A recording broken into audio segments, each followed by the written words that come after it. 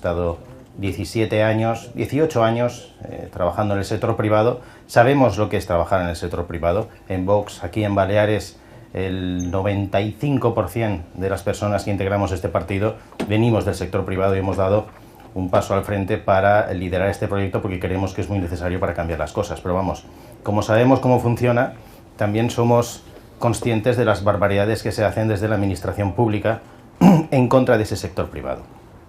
Yo, si les parece, voy a ser relativamente breve porque, y creo que lo más interesante es este resumen que han remitido ustedes desde CAEP, en un resumen ejecutivo de un programa muy interesante que tiene 66 páginas. Iría punto por punto desgranando lo que ustedes indican. Tengo que decirles, señores de la CAEP y empresarios, que ustedes son de Vox. A lo mejor no lo saben, pero son de Vox porque la mayoría de puntos, menos me atrevo a decir uno, que después les desgranaré, lo dejaré al final, estamos completamente de acuerdo. Y empiezo por el primero. Cuando ustedes hablan de participación, representación y marco institucional, la participación de CAEP en todos los organismos, nosotros estamos absolutamente de acuerdo. Y dicen, es fundamental promover un entorno económico, fiscal, normativo e institucional que aporte seguridad jurídica y favorezca la reactivación y atracción de la inversión.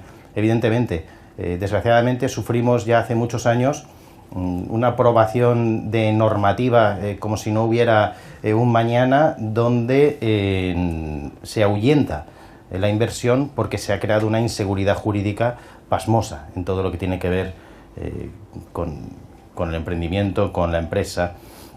En política fiscal indican, las subidas de los tipos impositivos suponen una carga fiscal para las empresas difícilmente sostenible. Estamos sufriendo una presión fiscal sin precedentes. Los impuestos que pagamos son realmente absurdos, porque si dijéramos que estamos siendo esquilmados fiscalmente para tener los mejores servicios públicos esenciales a la vanguardia europea, pues uno dice, bueno, vale, me están quitando todo el dinero de lo que estoy ganando, pero bueno, al menos tenemos unos grandes servicios, pero es que encima tampoco los tenemos. Y me estoy refiriendo, por ejemplo, a sanidad o educación. Ahí vemos cómo estamos, ¿no? En sanidad estamos liderando, estamos en las comunidades autónomas arriba de la tabla en listas de espera, y en educación, pues qué les voy a contar, ¿no? No solo mantenemos más de un 18% de abandono escolar, sino que tenemos un sistema educativo enfocado a todo tipo de adoctrinamiento ideológico y muy alejado del conocimiento y la formación que es tan necesaria. Entonces, política fiscal, hay que bajar los impuestos, completamente. Pero además, una rebaja radical. Y una rebaja radical de impuestos no significa, como después dirán algunos de mis compañeros aquí, de los partidos de la izquierda, una rebaja fiscal radical no significa que los servicios públicos esenciales vayan a verse afectados, no. Justo lo contrario. Es cierto que una rebaja fiscal debe venir aparejada de una reducción del coste público, de la administración pública. Pero nosotros lo que decimos es que donde hay que recortar es en todo lo que significa gasto político superfluo. No es necesario tener 56 empresas públicas, ni más de 200 cargos políticos, donde solo los sueldos de estos señores nos cuestan cada año 14 millones de euros. Ni tener televisiones públicas como IB3 Televisión, que nos cuesta más de 40 millones de euros al año y tiene un 4,6% de share de media. En meses que lo ven 50.000 personas. Yo creo que eso no beneficia en nada a los ciudadanos, sino que lo estamos sosteniendo a través de esta presión fiscal. Entonces, sobran políticos, sobran chiringuitos públicos, sobra todo aquello que no suponga un beneficio real y directo al día a día de los ciudadanos. Por eso, cuando también algún otro compañero que me sigue en el apellido, también supongo que estará de acuerdo en la reducción fiscal, hay que decir que esa reducción fiscal tiene que venir aparejada de la reducción drástica del gasto político superfluo, porque si no es imposible rebajar los impuestos y dedicar esos impuestos a lo que es realmente necesario, que es la sanidad y la educación, por ejemplo. Así que no tienen por qué verse afectados, pero estamos completamente de acuerdo. Simplificación administrativa, por supuesto. Es que el marasmo normativo, además, que hay en Baleares es lo que crea inseguridad jurídica. Ya no solo por una normativa que se entromete en toda la esfera privada de las personas, de las empresas, de los autónomos, que a veces no sabes ni siquiera cómo puedes realmente llevar a cabo tu empresa, sino incluso el propio acceso a la administración pública cuando necesitas algo. Y es que la administración pública hoy en día, más que una ayuda para poder llevar a cabo tu negocio, es una traba, es una dificultad. O sea, dices, vas a montar un negocio, acudes a cualquier tipo de administración que te puedan ayudar y lo que te encuentras es todo tipo de problemas. Entonces, eso desde luego es algo que hay que cambiar. Y más hoy en día donde, gracias a Dios, con las nuevas tecnologías, el acceso debería ser mucho más sencillo y tenemos muchísimos problemas. Simplificación administrativa, por supuesto, totalmente. Existe un grave problema con el transporte público y la falta de vivienda en las Islas Baleares. También estoy de acuerdo, por eso le decían ustedes, yo creo que son de Vox y no, alguno no se habrá enterado, porque todo lo que tiene que ver con la movilidad es un auténtico despropósito. Los que se llenan la boca diciendo que es por culpa del turismo que no nos podemos mover, es absolutamente falso. Cualquiera que coja cualquiera de nuestras autopistas va a estar atascado durante todo el año. Desde enero hasta diciembre. Y es normal, porque están provocando esta saturación los mismos que están criticando que tenemos una masificación turística. ¿Por qué? Porque donde tenía que haber 4 carriles en una autopista, ahora hay 2. Donde tenemos ocurrencias como carriles del bus BAO. Donde nos empiezan a cortar calles para hacer unas obras que no sabemos ni cuándo van a acabar.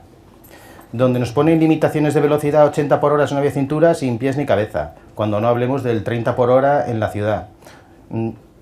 Es una batalla constante, y me refiero a la movilidad, contra el vehículo privado. No quieren que ustedes cojan el vehículo privado. Dices, muy bien, me lo impiden, vale, fantástico. Entonces vamos a coger el transporte público.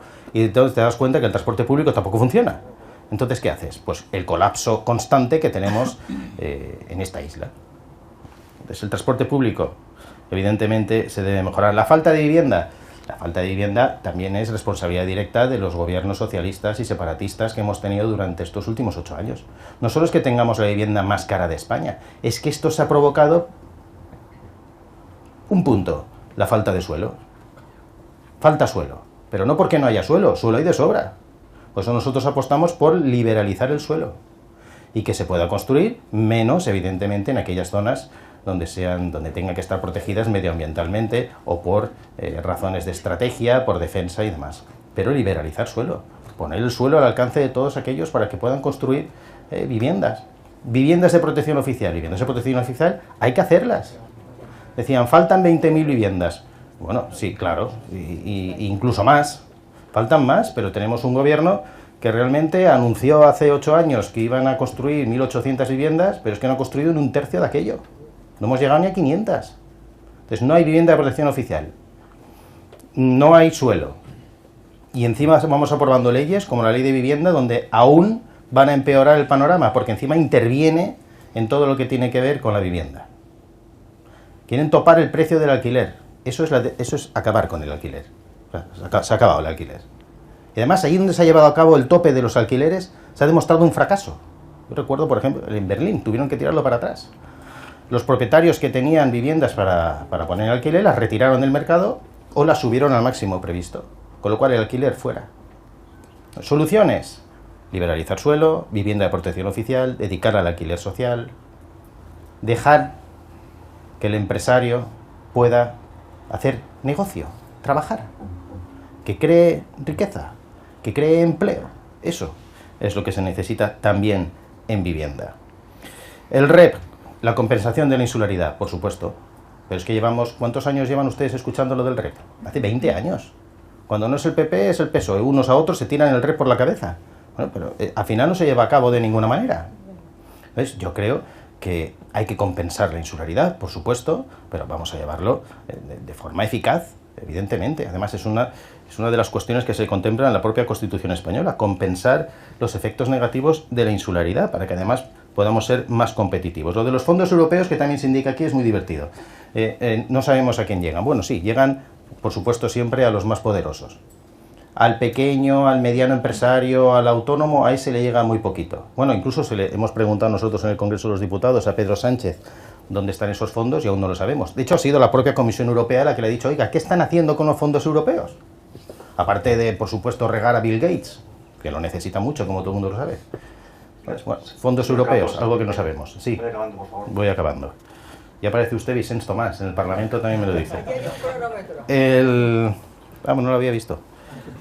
y voy resumiendo, estamos de acuerdo en todo, en la seguridad y salud laboral, en combatir la economía sumergida, en fortalecer la imagen del empresariado, por supuesto hay que fortalecerla, la formación y la educación es fundamental. Solo hay un punto en el que discrepamos, y termino.